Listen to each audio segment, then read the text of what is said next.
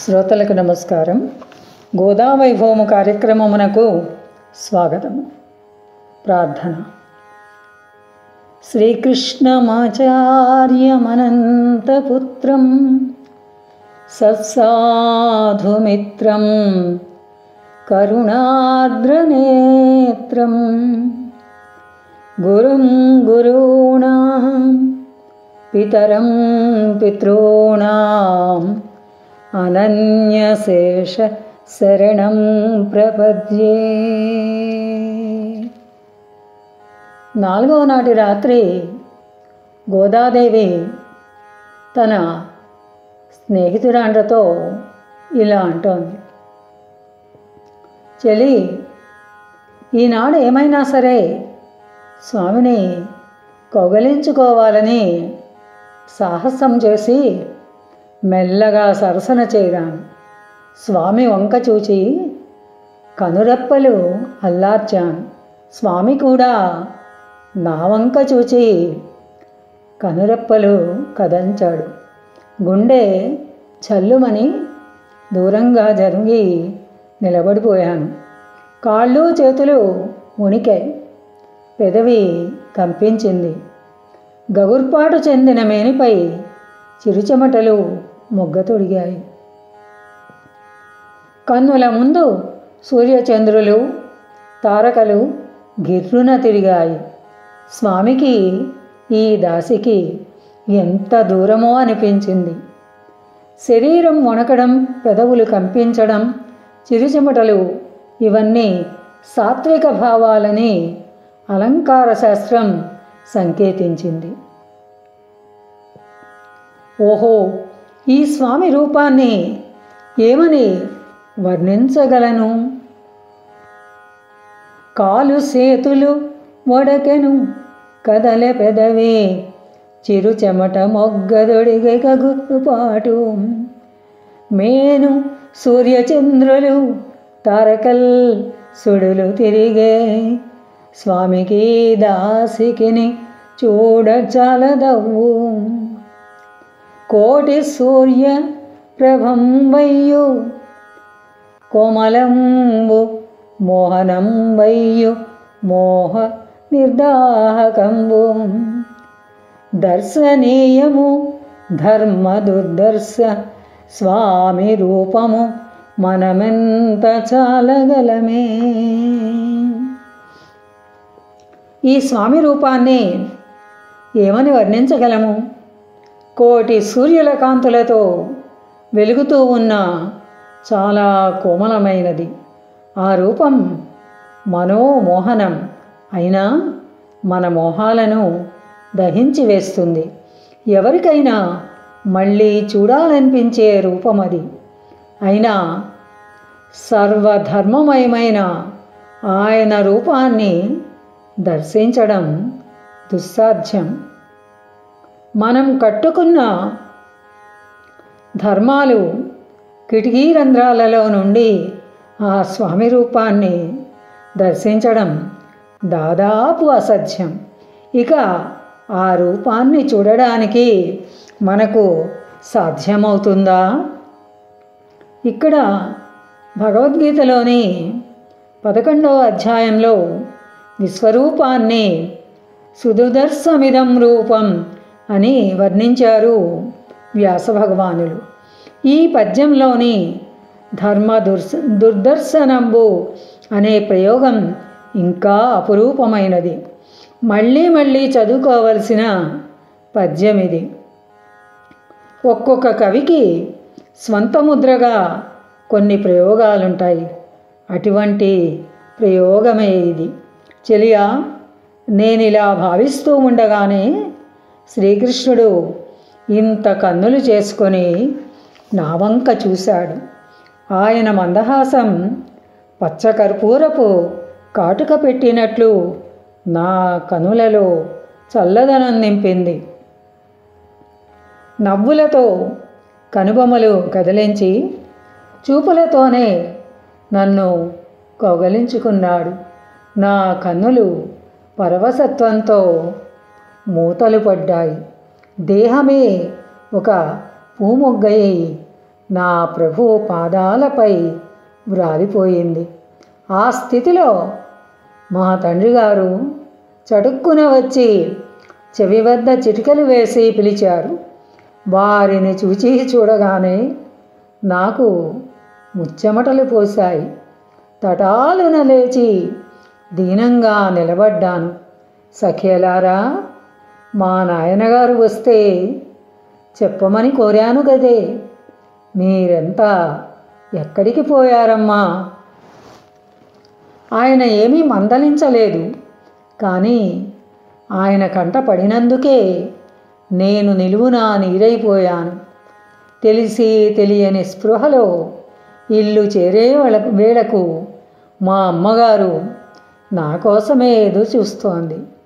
నన్ను చూడగానే సూటిగా చూస్తూ, నీకింకా తెలివి ఎప్పుడొస్తుందే అని మృదువుగా మందలించి లాలనగా ఇలా హితబోధ చేసింది.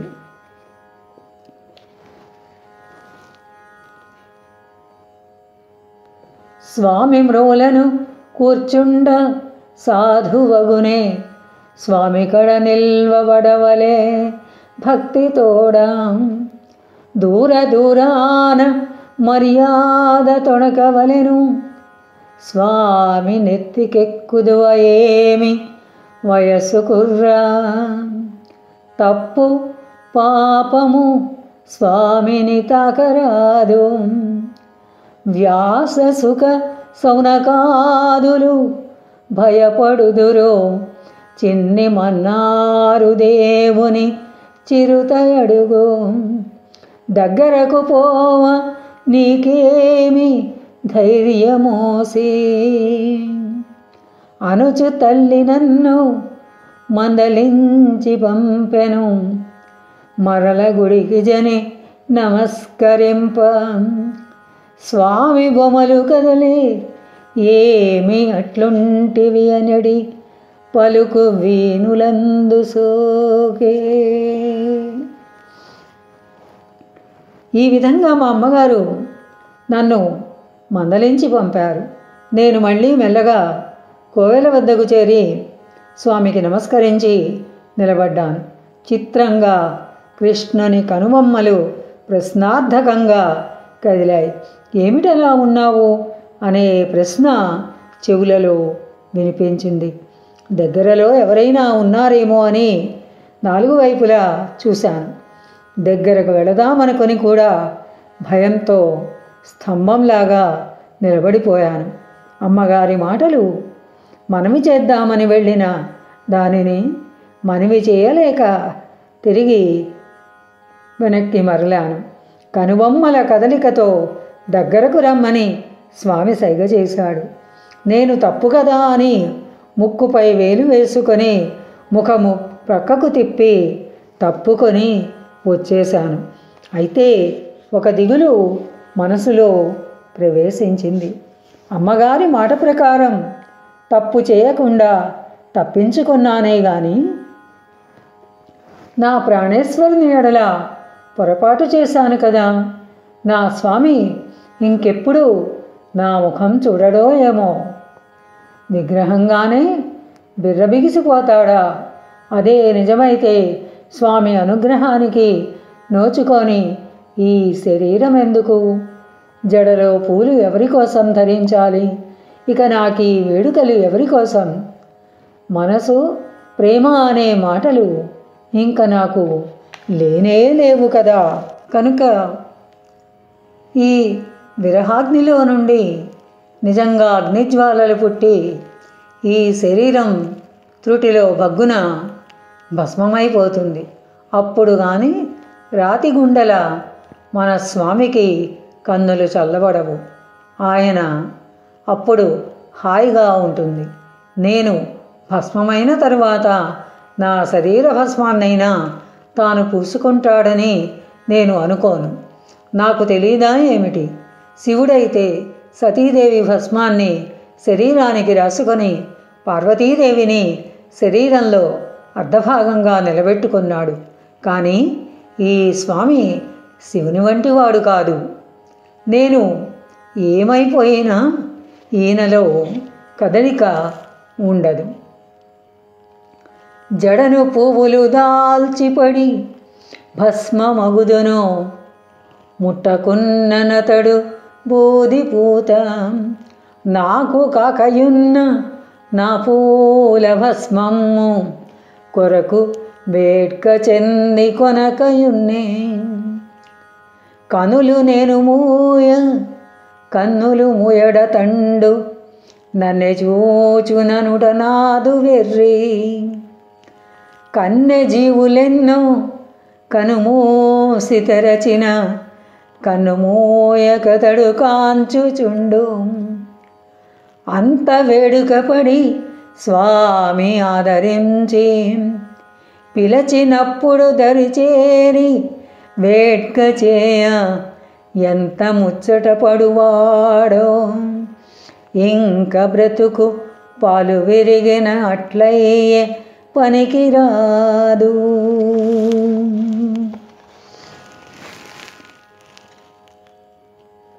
జీవులతో పాటు దేవుడు కూడా కనులు మూస్తే సృష్టి ఉండనే ఉండదు.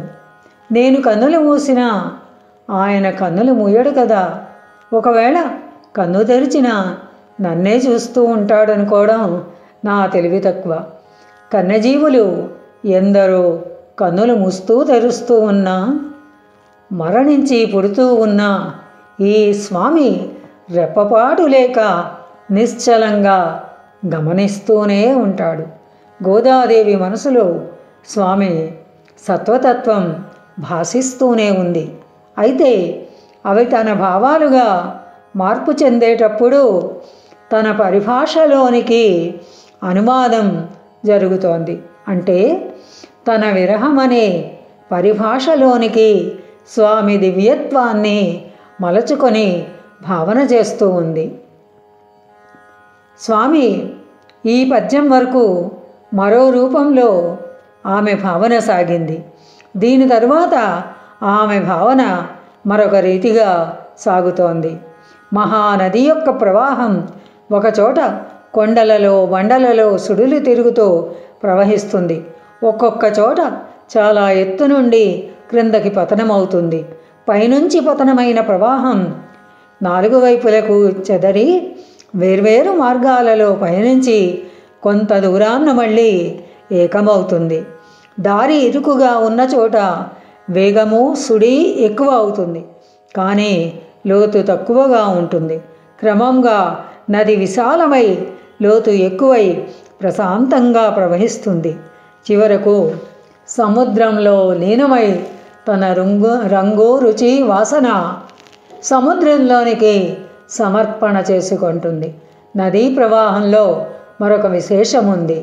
తనలో తాత్వికంగా చేరిన కల్మషాల వాసనలన్నిటినీ అడుగు భాగానికి నెట్టివేసి స్వచ్ఛమైన జలంగా ముందుకు ప్రవహిస్తుంది.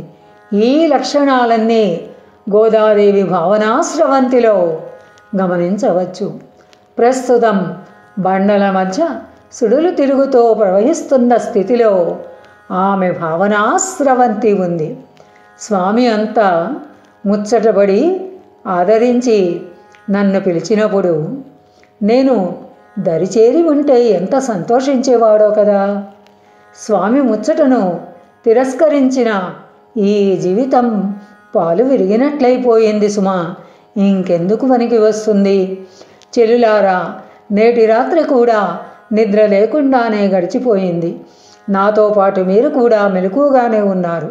ఈనాటితో నా జన్మ ముగిసిపోతుంది కదా. ఇక రేపటి నుండి మీరే స్వామిని సేవించుకోవాలి కనుక ఉదయాన్నే మేలుకోవడం మీకు తప్పదు. చనిపోవాలని నిర్ణయించుకున్న గోద అప్పగింతలు మొదలుపెట్టింది. అవి కూడా ఎంత ఉదాత్తంగా ఉన్నాయో చూడండి. నేను లేనప్పుడు తండ్రి గారి పెరడు, తోటలు, ఇల్లు, కోవెల అన్నీ మీరే జాగ్రత్తగా చూసుకోవాలి సుమా. ఈ ప్రాంగణం ఏనాడు చిన్నబోయి ఉండరాదు.